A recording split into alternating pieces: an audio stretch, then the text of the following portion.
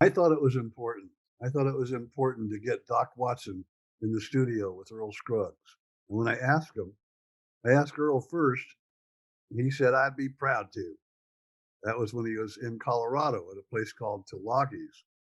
He was going back. I was taking him back to the hotel every night. He was there for 5 nights, and the fifth night I got up the nerve. Earl. Yeah. What is it, John?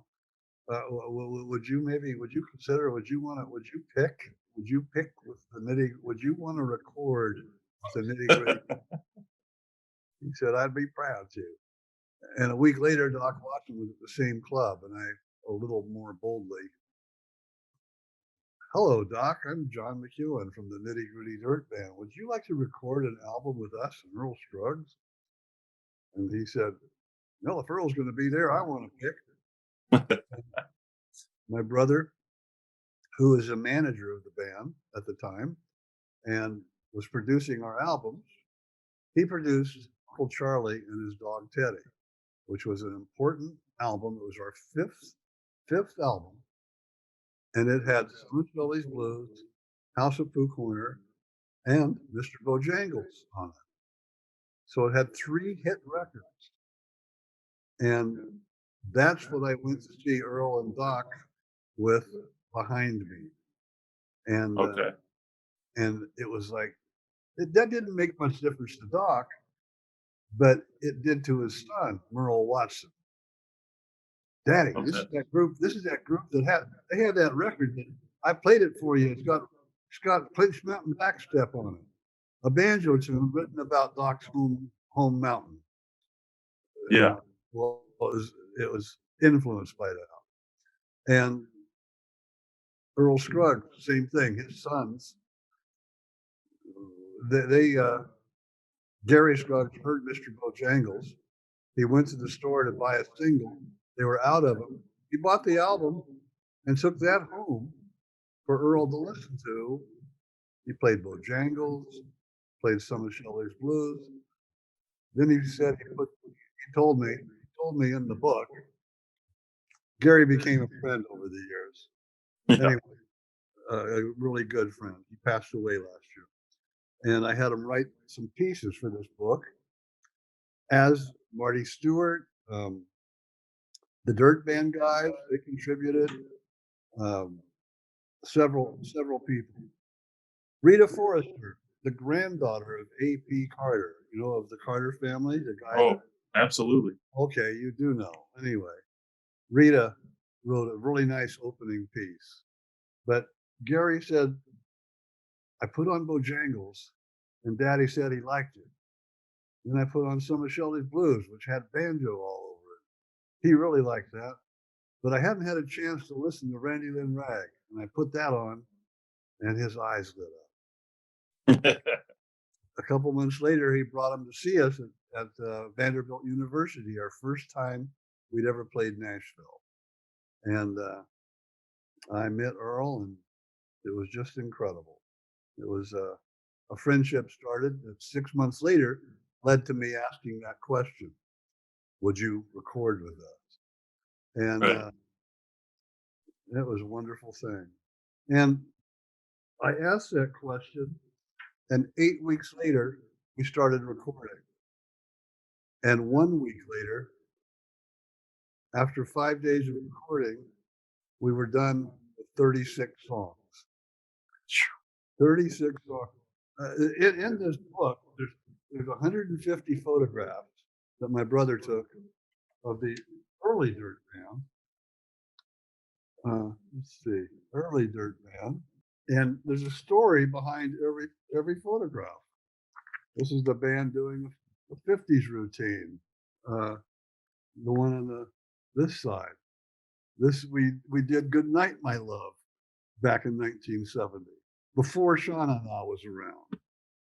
This is doing a Cajun rock song, and there's a story behind every photo, and that leads us up to the Circle album, where Merle Travis, who was one of the, let's see, where is that Travis poster? Merle Travis, we played with in 1966 We'd been together for 6 months, and we played this show with Earl Travis. We did 10 days, and we were the opening act, of course. Made $100 each for 10 days, and and that was a wonderful time. Yeah. And that led to my brother asking Earl if he wanted to record with this band he was aware of and meet Doc Watson. He goes, "Well, I've always wanted to meet Doc Watson." And then Earl, this is Earl Travis. And the thing about this book that excites me is my brother's photography.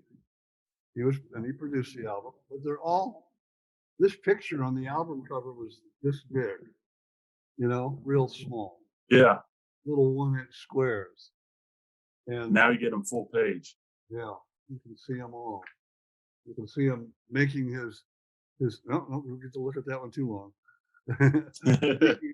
making his secret chords, the magic Yeah. that made the song work. And I'm picking with Earl, and that's one of the cool things. And Doc Watson seemed pretty happy.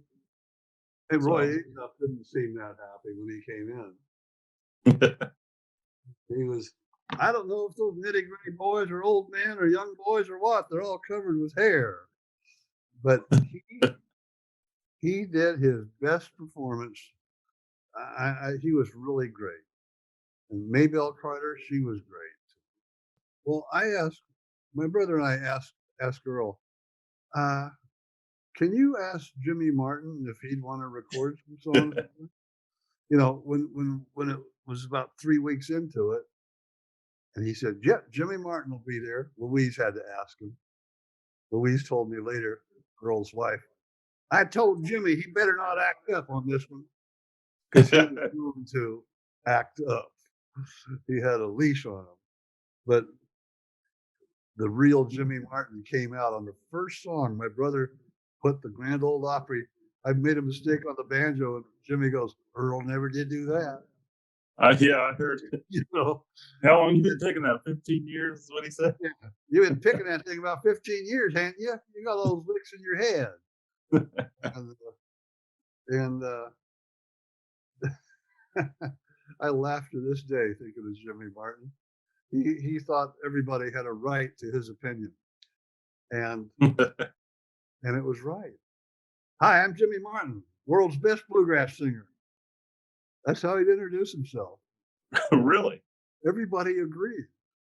"Well, we know you are, Jimmy." But if you hadn't met him before, he would introduce himself that way. And in fact, he showed us a picture of his gravestone 5 years before he died. Maybe 7 years.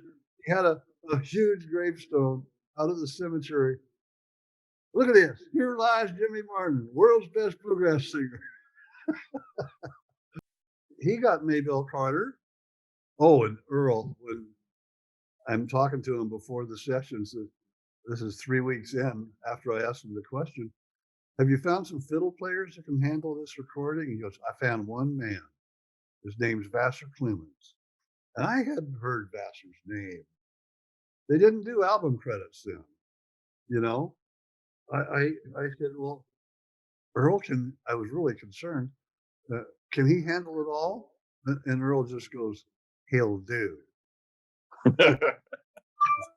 Well, he did.